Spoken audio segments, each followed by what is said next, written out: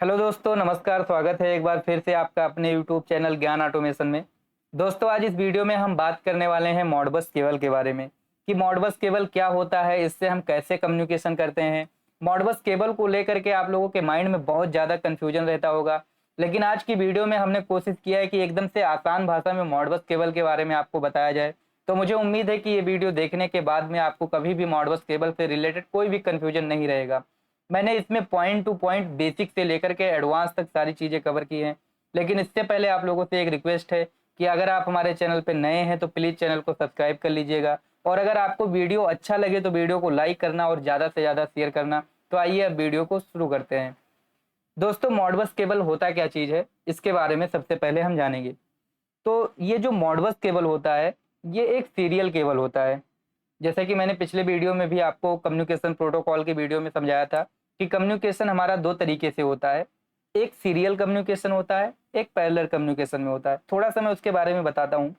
Serial communication का मतलब ये है कि जैसे मान लीजिए आपके पास कोई एक बिट है, ठीक है, ऐसे कोई आपके पास वैल्यू है, मान लीजिए 0 0, ऐसे 0 1 0 0, ऐसे करके आपके पास कोई वैल्यू है।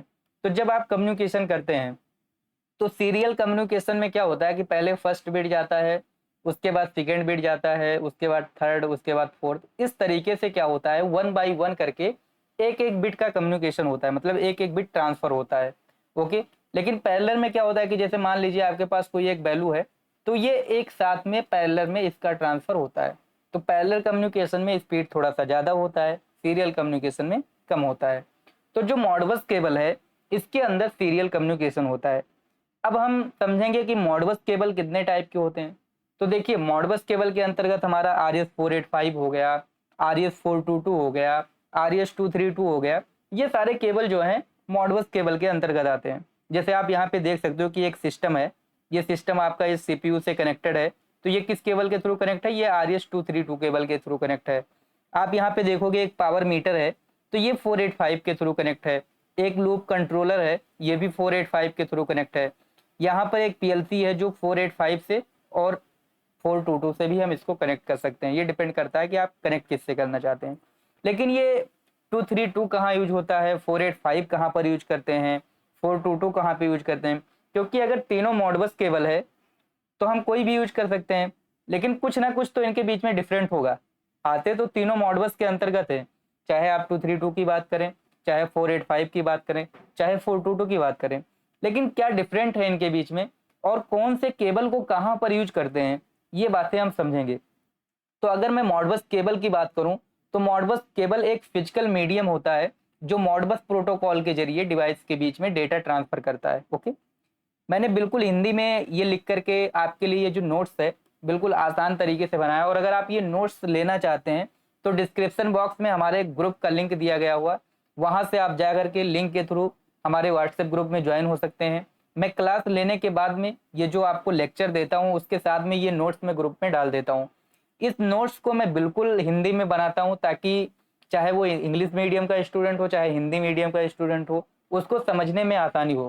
क्योंकि ऑटोमेशन में क्या होता है कि लोग ज़्यादातर इंग्लिश में पढ़ाते हैं, जिसकी वजह से लोग समझ नहीं पाते हैं। तो मॉडबस केबल एक फिजिकल मीडियम होता है जो मॉडबस प्रोटोकॉल के जरिए डिवाइस के बीच डेटा ट्रांसफर करता है। और Modbus communication different type cable के जरिए डेटा को ट्रांसफर कर सकता है। लेकिन ये डिपेंड करता है कि मॉडबस प्रोटोकॉल कौन सा यूज हो रहा है, क्योंकि मॉडबस में भी कई तरीके के प्रोटोकॉल होते हैं। जैसे मैं अगर बात करूं तो RTU प्रोटोकॉल हो गया, ASCII प्रोटोकॉल हो गया, और TCP/IP प्रोटोकॉल हो गया। इसके बारे में अभी हम आगे पढ़ेंगे कि RTU प्रोटोकॉल क्या होता है, ASCII क्या होता है, TCP/IP क्या होता है। अच्छा, अगर मैं एक और दूसरे तरीके से मॉडबस कम्युनिकेशन को डिफाइन करूं, तो मॉडबस कम्युनिकेशन एक प्रोटोकॉल बेस्ड सिस्टम है जो इंडस्ट्रियल डिवाइस के बीच में डेटा एक्सचेंज करने का काम करता है। जैसे कि मान लीजिए आपके पास ये PLC है इस साइड में, और इस साइड में एक HMI है, ठीक है। तो इस PLC से HMI के बीच में अगर कोई डेटा ट्रांसफर करना है तो यहाँ पर भी हम जो केबल का यूज करते हैं मॉडबस केबल का यूज कर सकते हैं। ओके। ये सिंपल और रिलेबल प्रोटोकॉल है जो ऑटोमेशन और कंट्रोल सिस्टम में काफी पॉपुलर है। ओके। और जो मॉडबस का कम्युनिकेशन होता है ये हमारा मास्टर और स्लेव आर्किटेक्चर पे डिपेंड करता है। इसमें क्या होता है कि एक को मास्टर बनाया जाता है, एक को स्लेव बनाया जाता है, ठीक है। जैसे कि मान लीजिए आपके पास 4 BFD हैं, BFD 1, BFD 2, BFD 3, BFD 4। अब अगर इस चारों बीएफडी को पीएलसी के थ्रू कनेक्ट करना है तो यहाँ पे हम लोग क्या करते हैं, जो पीएलसी होता है इस पीएलसी को हम लोग मास्टर बनाते हैं और जो बीएफडी होता है इसकी एक एक स्लेव आईडी देते हैं, 1 2 3 4 ऐसे हम लोग स्लेव आईडी दे देते हैं। अच्छा, जो ये स्लेव आईडी होती है इसकी भी एक लिमिट होती है, वो लिमिट क्या होती है अभी हम आपको आगे बताएंगे। अब अच्छा, अब हम बात करते हैं मॉडबस केबल टाइप के बारे में कि मॉडबस केबल का टाइप कौन कौन सा होता है। जैसे पहले मैंने बता भी दिया है थोड़ा शॉर्टकट में, लेकिन थोड़ा सा डिटेल में जानते हैं कि ये जो मॉडबस केबल टाइप है इसमें से कौन सा केबल क्या चीज फॉलो करता है। जैसे मैंने मॉडबस का कम्युनिकेशन प्रोटोकॉल के बारे में बताया ना कि आरटीयू प्रोटोकॉल होता है, आस्की प्रोटोकॉल होता है, टीसीपी आईपी प्रोटोकॉल होता है, तो कौन सा केबल कौन सा प्रोटोकॉल फॉलो करता है ये चीज जानना बहुत जरूरी है। तो अगर सबसे पहले मैं मॉडबस केबल टाइप में बात करूं तो सबसे पहला जो केबल टाइप आता है वो आता है 485 केबल। कौन सा? 485 केबल। तो ये जो 485 केबल होता है ये अपना मॉडबस आरटीयू होता है। ओके, आरएस 485 स्टैंडर्ड को फॉलो करता है। इसमें ट्विस्टेड पेयर वायर होती हैं। ठीक है, ट्विस्टेड पेयर वायर का मतलब क्या होता है कि जैसे मान लीजिए इसके बीच से जो वायर है इसके ऊपर पेस्ट किया जाता है, ट्विस्ट होता है वायर का, तो उसी को ट्विस्टेड पेयर वायर बोलते हैं, जो डिफरेंशियल सिग्नल के जरिए डेटा को ट्रांसफर करता है। जैसे क्या होता है, डेटा ट्रांसमिटिंग होता है, जैसे डिजिटल सिग्नल होता है, एनालॉग सिग्नल होता है। ठीक है, तो इसमें जो डेटा ट्रांसफर होता है वो डिफरेंशियल सिग्नलिंग के जरिए डेटा ट्रांसफर होता है। ये मेथड इलेक्ट्रिकल नॉइज को कम करता है। जैसे क्या होता है, जब आप कहीं डेटा ट्रांसफर कर रहे होते हैं तो उसमें नॉइज ना जाए, क्योंकि नॉइज अगर गया तो क्या होगा, वो डेटा को लॉस कर सकता है। जैसे मान लीजिए आपने यहाँ से हेलो लिख के भेजा, तो अब हेलो को यहाँ तक जाना है, तो अगर इसमें कोई नॉइज आएगा तो क्या हो जाएगा, ये हेलो हो सकता है प्रॉपरली यहाँ से हेलो ना मिल पाए। क्या होता है, कभी कभी आप लोग फोन कॉल पे बात करते हैं तो आपने ये देखा होगा कि यहाँ से आप बोलते हैं बट वहाँ पे क्या होता है, प्रॉपरली सुनाई नहीं पड़ता है। इसका मतलब क्या होता है, इसका मतलब वहां पे डेटा लॉस हो जाता है, वहां पे किसी नॉइज की वजह से डेटा लॉस होता है। तो वही चीज केबल के साथ भी होता है कि इसमें अगर ये जो हमारा ट्विस्टेड पेयर होता है इसकी वजह से डिफरेंशियल सिग्नल के जरिए डाटा ट्रांसमिट करता है और इसकी वजह से क्या होता है कि हमारा इलेक्ट्रिकली नॉइज जो होता है वो कम होता है। आरएस 485 एक मल्टी ड्रॉप नेटवर्क है, मतलब एक मास्टर मल्टीपल स्लेव के साथ कम्युनिकेशन करता है। जो हमारा 485 केबल होता है तो इसमें हमारा जब कम्युनिकेशन करेगा तो एक मास्टर जरूर होगा, विदाउट मास्टर के ये कम्युनिकेट ही नहीं करेगा। ओके, इसका रेंज काफ़ी ज़्यादा होता है, मतलब 1200 मीटर तक का इसका रेंज हम ले सकते हैं और ये 32 डिवाइस तक को सपोर्ट करता है। मतलब क्या कि जैसे आप अगर 485 से कम्युनिकेशन करवाना चाहते हैं ना तो आप 32 डिवाइस तक का कनेक्शन कर सकते हैं एक RS485 केबल से। अब बात करते हैं RS232 केबल की। तो RS232 केबल जो होता है ये मॉडबस आरटीयू और आस्की दोनों मोड सपोर्ट करता है। RS232 सिग्नल इंडेड सिग्नलिंग को यूज करता है जो शॉर्ट डिस्टेंस कम्युनिकेशन के लिए सुटेबल होता है। जनरली 15 मीटर्स हो गया, 10 मीटर्स हो गया, तो इन सब के लिए हम RS232 का केबल का यूज करते हैं। ये सिर्फ एक मास्टर और एक स्लेव के बीच डायरेक्ट कम्युनिकेशन के लिए होता है। कहने का मतलब अगर मैं RS232 केबल लगाता हूँ तो सिर्फ मान लीजिए एक पीएलसी है, एक बीएफडी है, तो मैं सिर्फ एक का ही कम्युनिकेशन कर पाऊंगा, मतलब 1 मास्टर 1 स्लेव। तो सीधा सीधा आपको ये बात समझना है कि जो 485 होता है वो भी मॉडबस केबल है, वो भी आरटीयू सपोर्ट करता है, लेकिन वो क्या कर सकता है, ये 32 डिवाइस को सपोर्ट करता है। आप ये बात तो देखिए कि ये 32 डिवाइस सपोर्ट करता है, लेकिन जो RS232 केबल होता है ये सिर्फ क्या करता है, ये एक स्लेव के बीच डायरेक्ट कम्युनिकेशन करने के लिए होता है। यहाँ पे आप देख सकते हैं कि एक मास्टर और एक स्लेव के बीच में ये कम्युनिकेट करता है। ये जो चीज़ें मैं बता रहा हूँ ये पर्टिकुलर इंटरनेट पे दी गई चीज़ें हैं, ऐसा नहीं कि मैं अपने मन से ही बता दे रहा हूँ आपको कि एक मास्टर एक स्लेव हो गया, क्योंकि मैं जो चीज़ें करता हूँ रिसर्च करके आपको देता हूँ कि ये नॉलेज आपका गलत ना रहे। तो ये जो RS232 केबल होता है ये कैसे होता है, ये सिर्फ एक मास्टर और एक स्लेव के बीच में काम करता है। अब हम बात करते हैं ईथरनेट केबल। ईथरनेट का नाम सबने सुना होगा।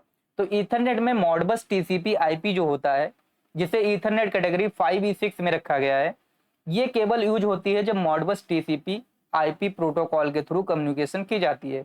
इसमें डेटा को पैकेट्स के रूप में ट्रांसमिट किया जाता है और ये लैन और वैन पे काम करता है, जैसे लोकल एरिया नेटवर्क। ओके, लैन जिसे बोलते हैं और वैन का मतलब वाइड एरिया नेटवर्क। तो ये लैन और वैन प्रिंसिपल पे काम करता है और इसमें जो डेटा है, जैसे मान लो एक डेटा है कोई ऐसे 0010, तो इसको क्या किया जाता है, पैकेट के रूप में भेजा जाता है। इसमें क्या होता है, कम्युनिकेशन बहुत फास्ट होता है। जैसे कोई चीज़ अगर आप डेटा ट्रांसमिट कर रहे हो तो अब आप खुद ही सोचो कि कोई एक एक बिट करके कहीं पे ट्रांसफर हो रहा है और कोई एक पैकेट में ट्रांसफर हो गया। जैसे ये पूरा एक पैकेट है एक पैकेट में ट्रांसफर हो गया तो सबसे पहले ये ट्रांसफर होगा भाई कि ये ट्रांसफर होगा? तो आप बोलोगे सर पैकेट वाला सबसे पहले ट्रांसफर हो जाएगा।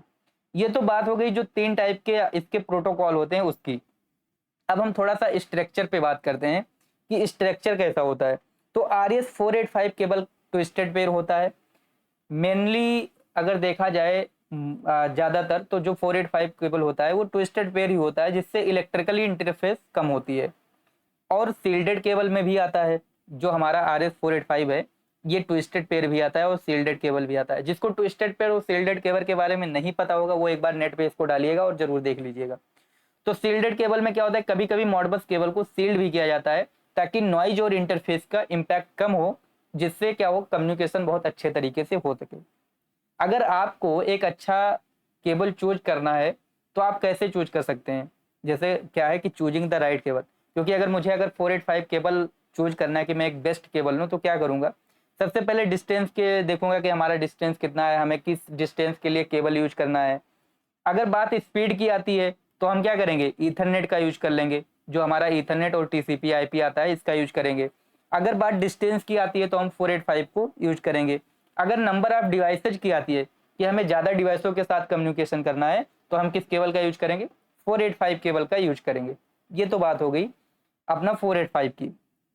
अब जो मॉडबस का मेन फीचर है उसके बारे में थोड़ा सा हम समझते हैं। मॉडबस का जो मेन फीचर है तो सबसे पहले इसमें आता है जो हम मास्टर और स्लेव की बात कर रहे थे कि एक मास्टर होता है एक स्लेव होता है। तो जैसे मास्टर डिवाइस की बात करूं तो लाइक PLC हो गया, स्काडा सिस्टम हो गया। तो जब हम कम्युनिकेशन करते हैं तो क्या होता है, हम किसी के पास रिक्वेस्ट सेंड करते हैं। जैसे मान लो ये आपका PLC है, यहाँ पे आपके पास BFD है। तो अब अगर PLC से कोई चीज़ मुझे BFD को सेंड करना है तो हम क्या करेंगे, इसके पास रिक्वेस्ट सेंड करेंगे कि हाँ आपको मोटर चलाना है। जैसे इस PLC से मान लो मुझे इस BFD के थ्रू मोटर चलाना है, तो हम PLC से क्या करेंगे, BFD के पास रिक्वेस्ट सेंड करेंगे कि PLC आपको BFD आपको मोटर चलाना है। तो ये क्या हुआ, PLC मास्टर हो गया और BFD क्या हो गया, इसका स्लेव हो गया। मतलब PLC जो बोलेगा वो काम BFD करेगा। तो अब मास्टर और स्लेव डिवाइस के बीच में थोड़ा सा अंतर समझिए, क्योंकि आपको मास्टर और स्लेव को पहचानने में थोड़ा सा प्रॉब्लम होता है। तो अगर लाइक PLC में बात करूँ, स्काडा बात करूँ, ठीक है, HMI बात करूँ, तो ये सब क्या हो जाएगा, ये सब मास्टर हो जाएगा। लेकिन अगर वहीं पे मैं बात करूँ जो कि आउटपुट में लगते हैं, हमारे जो बाहर होते हैं आउटपुट में लगते हैं, लाइक सेंसर की बात करूँ मैं, मीटर्स की बात करूँ, एक्चुएटर की बात करूँ, तो ये सारी चीज़ें क्या होती हैं, ये सारी चीज़ें स्लेव डिवाइस होती हैं, क्योंकि ये किसी के सिग्नल देने से काम करती हैं। जैसे मान लीजिए आप अपने घर में हैं, ठीक है, या आप क्लास में कहीं पढ़ रहे होंगे तो आप अपने टीचर के अकॉर्डिंग काम करते होंगे। जैसे टीचर ने बोला खड़े हो जाओ तो आप खड़े हो जाते होंगे, टीचर बोलेगा बैठ जाओ तो आप बैठ जाते होंगे। तो टीचर क्या हुआ, यहाँ पे टीचर ये है मास्टर के जैसा काम कर रहा है, आप वहाँ पर उसके स्लेव हो गए। जैसे आपके घर में आपके पापा हैं तो पापा के अकॉर्डिंग आप काम करते होगे। तो पापा क्या है, पापा घर के मास्टर हैं, मास्टर मतलब मालिक, और जो बच्चे लोग हैं वो सब क्या है, वो पापा के स्लेव हैं। तो वैसे ही सेम इसमें भी होता है कि मास्टर और स्लेव, तो PLC हो गया, स्काडा हो गया, HMI हो गया, ये सब एज अ मास्टर डिवाइस काम करते हैं। और जो फील्ड में सेंसर लगे हुए हैं, मीटर लगे हैं, एक्चुएटर लगे हुए हैं, ये सब कैसे काम करते हैं, ये सब स्लेव पे काम करते हैं। ओके, ये सारी बात होगी। अब बात करते हैं डेटा एक्सचेंज फॉर्मेट की, कि जो डेटा एक्सचेंज का फॉर्मेट है वो कैसा है। तो Modbus data exchange request response format में होता है। Modbus data exchange request response format में होता है। ऐसे नहीं कि डेटा उठाया और भेज दिया। जो मॉडबस के अंदर हमारा डेटा का एक्सचेंजिंग होता है वो रिक्वेस्ट के अकॉर्डिंग होता है। कि जैसे मान लो PLC से आप BFD को कम्युनिकेशन करवा रहे हो तो PLC पहले BFD को रिक्वेस्ट भेजेगा कि हाँ आपको ये काम करना है, फिर BFD सेम वो चीज रिक्वेस्ट भेज के काम करेगा। तो इसके अंदर जो होता है वो रिक्वेस्ट के फॉर्म में होता है। Request function code, data address और CRC, जिसे साइकिल रिडंडेंसी चेक कहते हैं, ठीक है, ये जो होता है ये एरर को डिटेक्ट करने के लिए होता है। CRC जो होता है हमारा वो एरर को डिटेक्ट करने के लिए होता है। जैसे मान लीजिए आपने कोई सिग्नल भेजा, हो सकता है उसमें कुछ एरर हो, तो उसके लिए हम क्या करते हैं, उसके लिए हम CRC यूज करते हैं, जिसे साइकिल रिडंडेंसी चेक बोलते हैं। ओके, जो एरर को डिटेक्ट करने के लिए यूज किया जाता है। क्योंकि जब 485 से हम लोग कम्युनिकेशन करते हैं बहुत सारा एरर आता है। थोड़ा सा हम फंक्शन कोड के बारे में जानेंगे कि अगर मॉडबस में कम्युनिकेशन कर रहे हैं तो मॉडबस के कुछ फंक्शन कोड भी होते हैं। ये फंक्शन कोड जानना बहुत जरूरी है, क्योंकि ये फील्ड में अगर आप काम कर रहे हैं तो आपको ये सारे फंक्शन कोड जानने बहुत जरूरी है। जब कम्युनिकेशन का एरर होता है, ठीक है, या मान लीजिए आप मॉडबस पे काम करते हैं, कहीं से कोई वैल्यू रीड करना है, ठीक है, तो वो सारी चीज़ें कौन कौन सा फंक्शन हम यूज करते हैं उसके बारे में जानेंगे। तो मॉडबस प्रोटोकॉल में फंक्शन कोड डिफाइन करते हैं कि मास्टर स्लेव से किस टाइप का डेटा रिक्वेस्ट करता है। समझे बात को? जो फंक्शन कोड होता है, बिल्कुल आप आसान भाषा में समझिए कि फंक्शन कोड ये बताता है कि जो आपका जैसे एक मास्टर हो गया, ओके, और एक स्लेव हो गया, तो ये इनसे किस टाइप का डेटा मांग रहा है। ओके, जैसे कि आप ऐसे समझ लो कि यहाँ पे एक टीचर है और ये स्टूडेंट है। ओके, टीचर हो गया मास्टर, स्टूडेंट हो गया स्लेव। तो टीचर किस सब्जेक्ट का कॉपी मांग रहा है? अगर मैथ का मांगेगा तो मैथ का देना पड़ेगा, इंग्लिश का मांगेगा तो इंग्लिश का देना पड़ेगा। तो जिस सब्जेक्ट का इससे आपका नोट्स मांगेगा उस सब्जेक्ट को आपको देना पड़ेगा। सेम वही चीज इसमें होता है फंक्शन कोड में, कि जितने भी फंक्शन कोड होते हैं वो पर्टिकुलर डिफाइन रहते हैं कि आपको ये काम करना है, ये रिक्वेस्ट मैंने भेजा। तो अगर आपका कम्युनिकेशन फंक्शन में FC01 जाता है तो इसका मतलब क्या है कि वो डिजिटल आउटपुट को रीड करने के लिए कहता है। अगर आप फंक्शन कोड में FC01 भेजते हैं तो इसका मतलब क्या कि आप डिजिटल आउटपुट को रीड करिए। FC02 भेजते हैं तो डिजिटल इनपुट को रीड करिए। FC03 करते हैं तो एनालॉग वैल्यू को रीड करने के लिए। FC05 तो डिजिटल आउटपुट को सेट करने के लिए। FC16 तो मल्टीपल डाटा वैल्यू को राइट करने के लिए। ओके, तो ये फंक्शन कोड होते हैं जो कि अलग अलग काम के लिए होते हैं।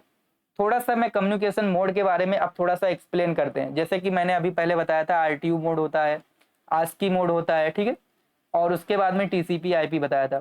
आपके मन में वहां पे एक कंफ्यूजन रहा होगा, सर RTU क्या होता है, ASCII क्या होता है, TCP/IP क्या होता है।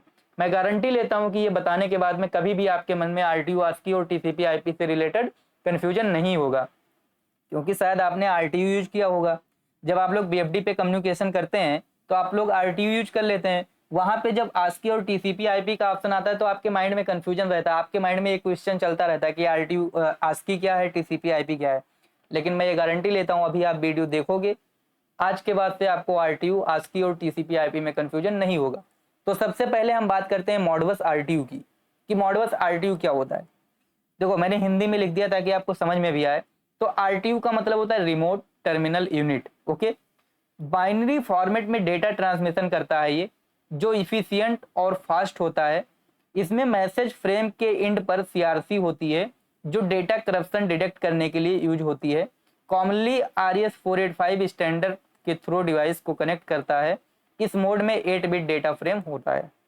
जैसे कि कोई अगर आप 8 बिट की डेटा ट्रांसफर करते हैं जो कि बाइनरी फॉर्मेट हो, बाइनरी फॉर्मेट क्या 010101 इस फॉर्मेट में हो, तो वहां पे क्या होता है, वहां पे हम लोग RTU यूज करते हैं, रिमोट टर्मिनल यूनिट। अब बात करते हैं मॉडबस ASCII की। तो ASCII करेक्टर का यूज करता है, किसका? ASCII करेक्टर का यूज करता है डेटा ट्रांसमिशन के लिए।